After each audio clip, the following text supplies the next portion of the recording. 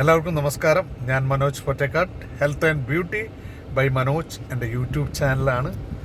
ഇന്നലെ ഞാൻ വളരെ ദുഃഖകരമായൊരു വാർത്ത കിട്ടിയിരുന്നു. കാരണം വെച്ച് കഴിഞ്ഞാൽ നമ്മുടെ മാധവ് 28 വയസ്സായൊരു പൊന്നുമോൻ മരിച്ചു പോയത്. ആ അമ്മയ്ക്ക് ഉണ്ടായിരുന്ന ഏക ഒരു അത്താണിയാണ് പോയത്. അവൻ്റെ അറിവുറവ് കൊണ്ട് സംഭവിച്ചാണ്. മോൻ അറിവില്ലാണ്ട് അതും ഇതും സാധനങ്ങൾ ഉപയോഗിച്ച്, ഞാൻ പറഞ്ഞ മാതിരി നമ്മൾ ഷോർട്ട് കട്ടുകൾ ഉപയോഗിച്ച്, ഷോർട്ട് കട്ടുകൾ ദയവ് ചെയ്ത് നിങ്ങൾ ഉപയോഗിക്കില്ല മക്കളെ. എനിക്ക് 61 വയസ്സായി. ഈ 61 വയസ്സിൽ ഞാൻ 45 വർഷമായിട്ട് മേലായിട്ട് എക്സസൈസ് 10-15 വയസ്സിൽ തുടങ്ങി പണിയാണ്. ഇന്നേ വരെ ഞാൻ അങ്ങനത്തെ സാധനങ്ങളുടെ ടേസ്റ്റ് പോലും നോക്കിയിട്ടില്ല, അതിൻ്റെ മണം പോലും എനിക്കറിയില്ല.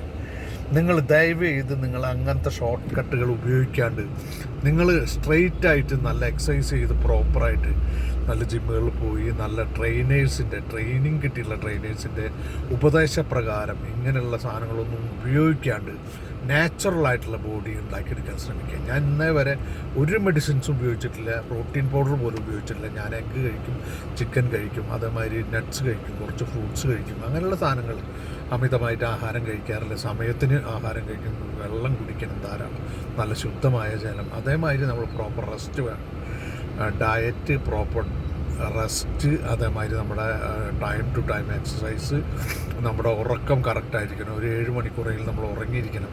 ഇങ്ങനെയുള്ള കാര്യങ്ങളൊക്കെ കറക്റ്റായിട്ട് ടൈം ടേബിൾ പ്രകാരം നല്ല രീതിയിൽ പോയാൽ മാത്രമാണ് നമ്മൾക്ക് നല്ല ആരോഗ്യമുള്ളൊരു ശരീരവും ആരോഗ്യമുള്ളൊരു ജീവിതം കെട്ടിപ്പടുക്കാൻ സാധിക്കുള്ളൂ.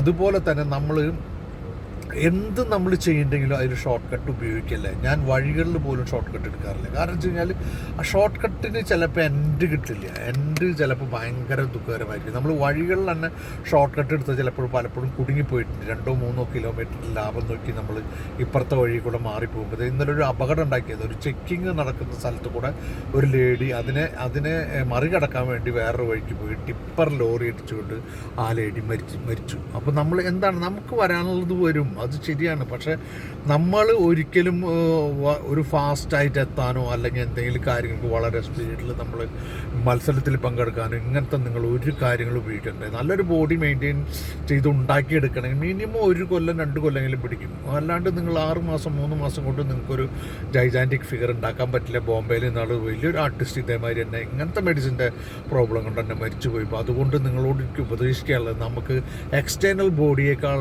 ഇമ്പോർട്ടൻസ് ആണ് ഈ ഇൻറ്റേർണലി നമ്മുടെ പാർട്സുകൾ.